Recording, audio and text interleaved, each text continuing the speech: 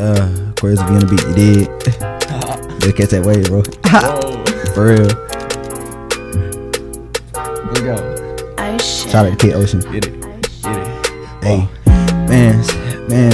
All I wanted was some bands. All I wanted was some bands.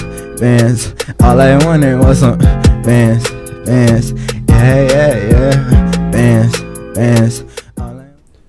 Welcome everybody to the first episode of Behind the Video. I'm EVZN and I hope everybody's having a good day and staying safe. The first video I'd like to cover is the band's music video that was shot back in 2018. It's one of my favorite music videos that I've ever done, just in the sense that it was completely different than at the time anybody in Monticello had ever seen before. And it was also my first music video, so it actually holds a special place in my heart in that sense. But overall, it was a lot of fun, so let's get right into it. So this was about January 2018 or so, and I was in this film class, and I hated it. Did not want to be in it at all. But at the time, I was watching Cole Bennett and Nick Jandora, two of my favorite directors. I've just started to get into watching them and watching rap music videos. And I was like, I think I can do this. So I tried to get everybody that I could to do a music video with me and just do something different that nobody has ever seen. I tried to get several artists after artists, and nothing ever really played out. But one day, I saw Imani, that's his real name, but Quezo V. He was making beats in the same room, like the little lab that was there.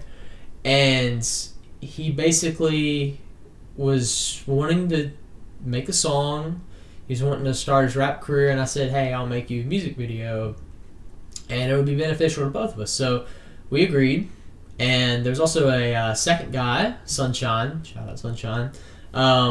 He just happened to be in the studio that day with Quezo V, and we just went with it. They made a couple of songs, and I chose which one would be the best for the music video. And I was like, yeah, bands is it. So what happened was we were going to shoot this video at Turtle Cove, which is about 20 minutes away from, well, I'd say actually about more like 15 minutes away from the main town square in Monticello. And we had this address, and we had apparently everything checked out. Quezo was the one that set it up for us. And yeah, everything seemed to check out. But we pulled up to the address, and nobody was there. It was a false address. It actually took us to a cop's house, pretty much, just what happened. That was the next closest place. So I was like, nah, we ain't doing this. So we were just sitting in the car trying to scramble to find places to go shoot this thing. This is a Tuesday or Wednesday, and it was during spring break. And we were just pretty much scrambling to try to find a place at this point.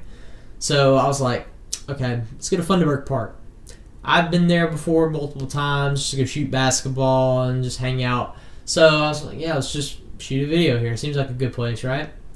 So we pulled up. We originally wanted to do it on the tennis courts. And you'll see that multiple times in the video we shot in the tennis courts. And then the famous shot outside the tennis courts under the little pavilion with all the kids from Piedmont. So Piedmont Academy is a private school that's in Monticello, and they had a soccer game that day. So they did what just anybody would do, and they just kicked it. Really, it's all they were doing, just hanging out, having a good time. Had some yoo-hoos for the game, and yeah, we pulled up. They were there, and I had the camera. They were out there ready, and we were just like, let's see if you guys want to be in the music video. Let's just make it fun, have a good time. So we pulled up. We asked them if we wanted to be in the music video. They were like, hell yeah, let's do it.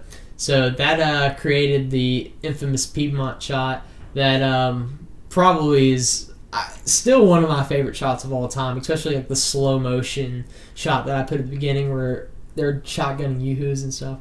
But yeah, just a very iconic moment. Actually, one of the guys from that shoot, Jackson, has his own podcast with two of his buddies. It's called Best of Three Podcast. shout out. But yeah, it's crazy. So the second shot of the video, we actually drove down to the basketball courts, and there are already people playing the game down there. I think there was about, I would say about 10, 12 people or so.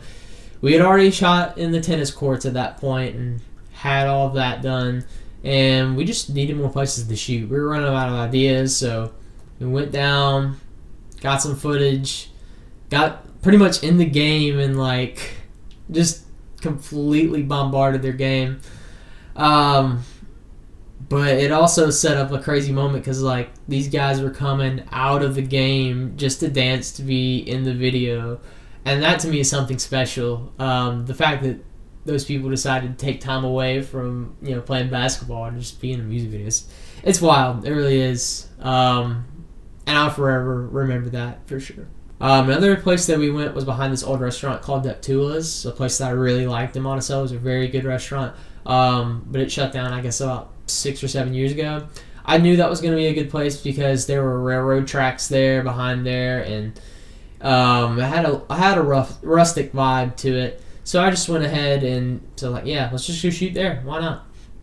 So that was the next location.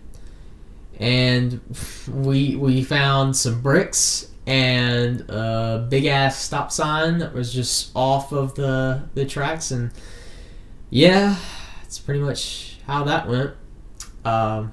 We then decided to go to a convenience store, but at the last minute we were just like, nah, let's just not shoot in there. As that was happening, a train was going by, and that's what you'll see at the beginning of the video when the train goes back and forth, like it goes forward and then I reversed it. And that is also probably one of my favorite intro shots as well. And it was a lot of people really liked that, especially when the video was coming out.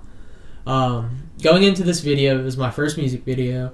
I had editing experience only with promotional videos that I was doing in this film class. I didn't really have any music video experience whatsoever, but I knew, I guess, a little bit of the foundations of it, and I used YouTube as well, so I went YouTube some of the effects, really just kind of messed around in Premiere, and just really found some stuff that worked for the video. Some stuff now I would never use again. Some of the cuts I would never use again, but one thing that really stood out was the line animation for me, especially the wave with Quasar V.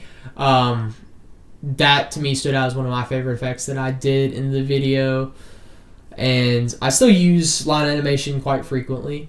It's just a nice, fun, colorful way to add some spice to a video. All in all, though, the shoot went really well. Took about a month or so to edit because I was actually sneaking behind the back of our teacher to go edit this music video, just because I didn't want him knowing or anybody really to know that I was doing this. I mean, I posted a few previews on Snapchat here and there, but I just didn't really want anyone to know that I was like doing a music video at the time. And then I remember I dropped it at like midnight because my internet is terrible, or it was terrible at my house.